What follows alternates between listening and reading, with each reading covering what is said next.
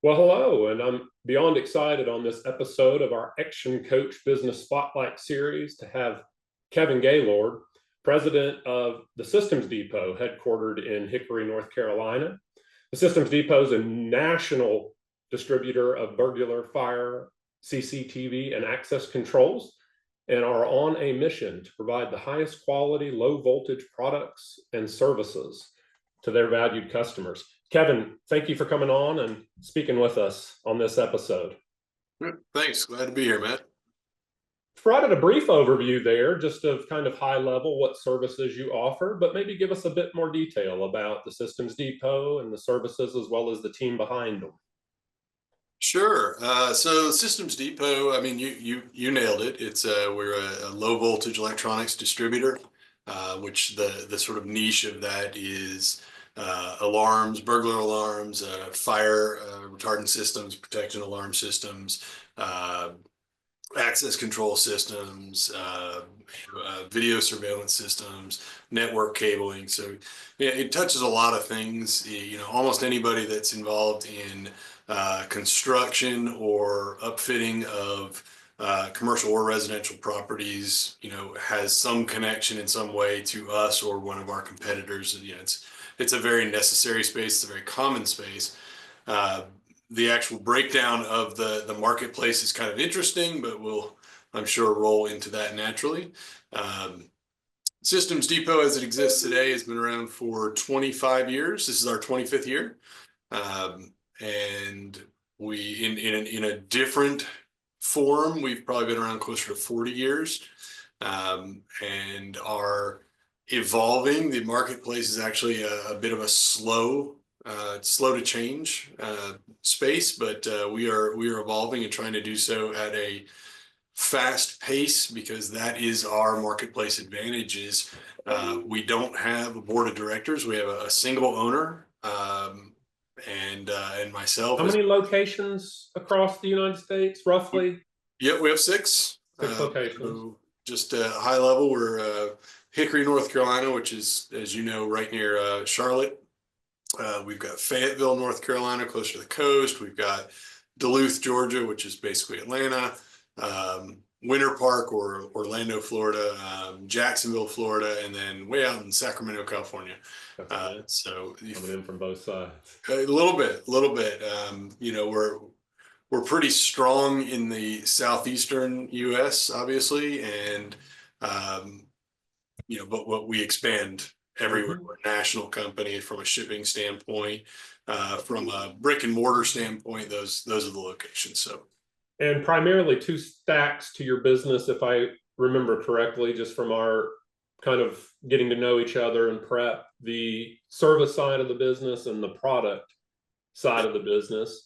If you could, or project, I guess I should say, and if you could just kind of high level, again, just the nature of how your business is delivered. And then if we can talk a little bit about how, as a leader, you orchestrate that body of work, and then some of the external things that, are factors in shaping 2025 and the years immediately following.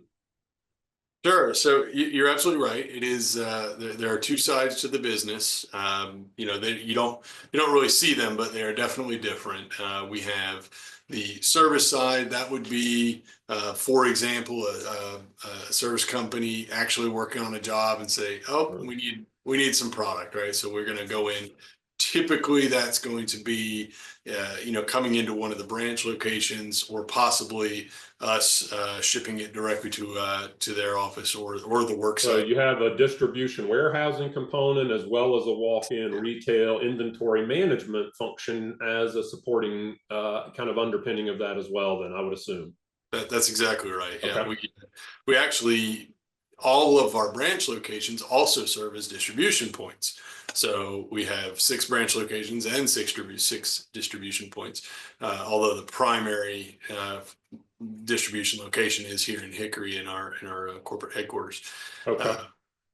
So there's the sort of just-in-time aspect of the business, and then there's the project side of the business. So that's the more known. We're going to go in and build a corporate building here. We need XYZ. And these are typically negotiated. They're very Have some lead time, not quite in reaction, but kind of a parts list off of a project based on some plan or some set of drawings. And those partnerships, I would imagine, result in a number of transactions with the same client, partner, whatever the right term, in that the stronger the delivery on the first, the more likely that becomes a residual and repeat relationship. Yeah, so this space, the key differentiator, and I shouldn't say it's unique to this space, but it's the servicing and the reliability. It's kind of true of a lot of things, but what we're finding, and I'll kind of speak at a macro level about the marketplace just a little bit, is you have a few very, very, very large groups in this space, and then you have quite a few smaller distributors by comparison. There's a pretty large gap between the two. The key differentiator there, and we hear it constantly, is in how you take care of each other, right? So we have these larger groups that answer primarily to a board of directors. They're very much looking at the profitability first and relationships second, and it's this common tale of the customer becomes more of a statistic and less of a relationship. So we've doubled and tripled down on the relationship side, which has always been our sweet spot, but recognizing that and saying, well, we're just going to be incredibly good at the relationship piece. It doesn't matter the size of our organization. We're going to treat each and every one of our clients like they're our only client. You know what I mean? This sounds so simple, but it's just absolute art in execution, because it's ingrained in the culture of the organization that way. You can have that vision as a leader, but at the day-to-day, the person that's picking up the phone, the person that's pulling that part off the shelf has to believe that as well. It's got to be part of that fabric. How do you find, as a leader and a student of leadership, I was going to ask, how do you, but there's probably many tactics, but one that you found in your own style and leadership to equip the organization, not only to execute on that culture, but to understand it. And what does that look like? What's that culture of collaboration look like? That's a great question, Matt. So there is a piece of it that is tied to the quantitative performance aspect, managing the KPIs that lead back to the behaviors that drive those things. And you can do that. That textbook answer and all that's got to be there. Honestly, from where I sit, beyond making sure you have a good hiring practice, it is in managing corporate culture, something that is sadly gone to the wayside for most companies in America. It seems this is a conversation, that with peer groups, I have this all the time. What has happened to corporate culture in the United States? And I'm not talking about going around saying like we're a family. Nobody thinks we're a family. We understand we're a business, but it's really is, you can't fake it. You've got to really give a crap about your people, and that's it. If you take care of your folks, you're setting the example, you're setting the stage for you turn around and take care of our customers, right? And you say that walk the walk. Okay, that matters. So I think we lose sight along the way as we're scratching and clawing to get our margins just right and our profitability just right, and everybody getting the right bonus and job security and all those wonderful things. But you just have to actually care about your folks, and if you start there and stay there, everything else plays out right in that fashion. Yes, and I think one thing that came in my own maturation and leadership was viewing a customer really in two buckets: internal customers and external customers. And so when we have that customer first mentality and that customer experience being first and foremost on the top of mind, and like you said, the playbook is where that consistency and action comes about, because you have a standardized way to onboard, even to recruit, but to onboard and monitor performance, right? But as we think about that in the vein of that being kind of a living and breathing culture, and I know you've been with the Systems Depot for a little under a year, if I remember correctly. Do you feel that that culture is more palpable or more attainable in a, you mentioned the systems to be still under a single owner. Have you found any ability, inability, likelihood, or the contrast thereof of those, that tangible feeling of culture in the business that's self/small business or corporate owned with a board? Do you have any opinions on that? I do, and yes, I mean everything is. I mean the smaller an organization is at the top, the more agile it's going to be. You're going to give yourself the potential to be able to, change course very quickly and really control so many aspects of the business. That said, in the even in businesses that do have a board and that are larger, everything, I mean, it really does trickle down. So you have to look up to the top of the organization. If the folks at the top don't actually buy in and subscribe to, every person on the team matters, then you're faking it, and it'll never play out, right? And those are those businesses that it's kind of the cancer of the business world, right? Because it's that slow and consistent chipping away at loyalty. And this is something that I feel, in the United States, we've gotten so far away from that, especially as, we jump forward 60 years and say, we're nobody works one job for 30 years, and gets a pension and goes home. We live in. I don't know what average is anymore, but I would guess it's in the 5 to 7 year range at a professional level, right? At a career level, and which would be unheard of in our parents' time, right? So we know that, at best, you're statistically going to look at 5 to 7 years of keeping a reasonable performing employee. That number is going to go down exponentially if you aren't putting something back into the well and continually creating a loyalty. That's what corporate culture builds.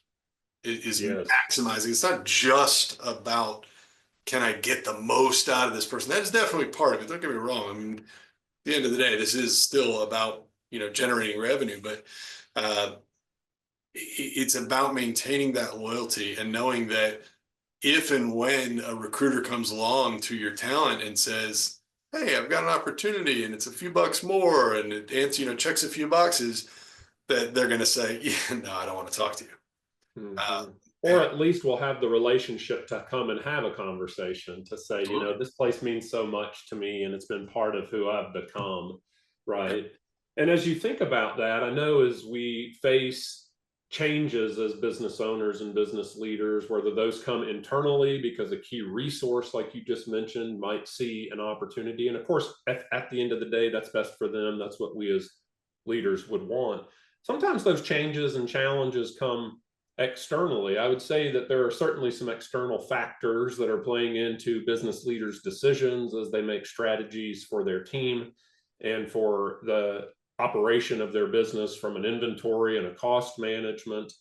Tariffs has been a big topic of conversation, and also just the political adjustments that have taken place. Don't have a lot of time. I know that's a session in itself, so maybe we'll have to have a round two. But just as you navigate that, maybe some of the challenges, I know you've got a lot of those things figured out, but I'm sure some of those are still nuts to crack. What are some of the things that you're facing in the business that you're in, and some of the things you're having to figure out to overcome them? Well, that's a lot. That's a lot. Let's hone in specifically on the tariff side. I think that's very much top of mind. So as we have this conversation, it's we're coming into the end of March. We work with about a little over 150 manufacturers. And I would say we have already received notification from well over 40 of them that we will be seeing fairly meaningful increases in cost starting April 1st. Defining meaningful, if we're able, 18+%. It varies a lot. I would Okay. say the average is going to come out around 8%. Okay. But Good context. 8% is me. Still significant. Okay, please continue. I didn't mean to stop your thought there. Not at all. So, this month, in trying to sort of do the right thing, and be good to our clients, we have gone out the whole month, every week this month, and reached out to huge swaths of our client base to make sure they're aware that, because these are, I mean, there's no way around it. We don't have enough margin in this that we can absorb that. This is going to be a pass through, which is going to be the case for everybody, I would say. So we have reached out to the vast majority of our clients, if not all of them at this point, and encouraged them to go ahead and get whatever they need on order now, and we'll lock it in at whatever rate we have today. And knowing that that'll probably hurt us in April. But it's the right thing to do. Playing the long game there, right, Kevin? Absolutely. As far as customer relationship being the focus, it's knowing that it could come at a short-term cost. It's a long-term gain and even non-monetary benefit, right? Customer loyalty, back to a term you've used a couple of times in our conversation. Yep. So that's really the Okay. main thing, is sort of saying, who do we want to be? I mean, that's another thing, is a lot of times in business, you tend to look at, what do I need today? What do I need this week, this month? And trying very hard to take a step back and say, when the dust settles, who do we want to have been during this disruption? Do we want to be the folks that just sort of said, hey, you know what? Snooze, you lose? Or do we want to come out and say, hey, here's how we're going to be a good partner to you? Yeah, and I think going into that, clearly what you're speaking to is having a strategy and proactively communicating what that strategy is. And one of that same article that Meth referenced from last week, you mentioned about, the proactive and transparent communication. But kind of as a closing thought back on the leadership topic, it was a comment in there about building transparency with stability in leadership. So kind of thinking here, final thought around leadership competency. I found that particular phrasing interesting, because even with the internal customer top of mind, sometimes what's in their best interest is to know just a few laps in the race, because other pieces are still getting lined up. From your standpoint, when you authored that line, what did it mean to you? Well, I'm a big fan in as much transparency as is reasonably possible. So my feeling is, I don't like to, at this point in my career anyway, I don't like to make decisions in a vacuum and only minimally communicate the, hey, it's going to be X, Y, Z. I like to pepper in the information as close to real time as possible. And really give the entire internal employee base a window into that decision-making process and the strategy process. Obviously, the majority of these folks are not going to be in the room as we're going through the process. That wouldn't be reasonable. We can't lead by a committee of everyone. So in this organization, what I've done just in the last few months is gone through and identified what I'm just calling department heads, even if they're a department of one, but the people that represent all the factions of this business. And I think we've got 8 or 9 or 10 folks, and we do a stand-up every day. And when we need to strategize, it generally, I try to bring all of them or the majority of them into the conversation so that information can be, I often tell them, like, this is not a secret. Please tell your teams what you've seen and what you've, talk to them. And I try to also go out and share that information within the organization as much as possible. That transparency in the process, from where I sit, generates more of a confidence in the competence of the team.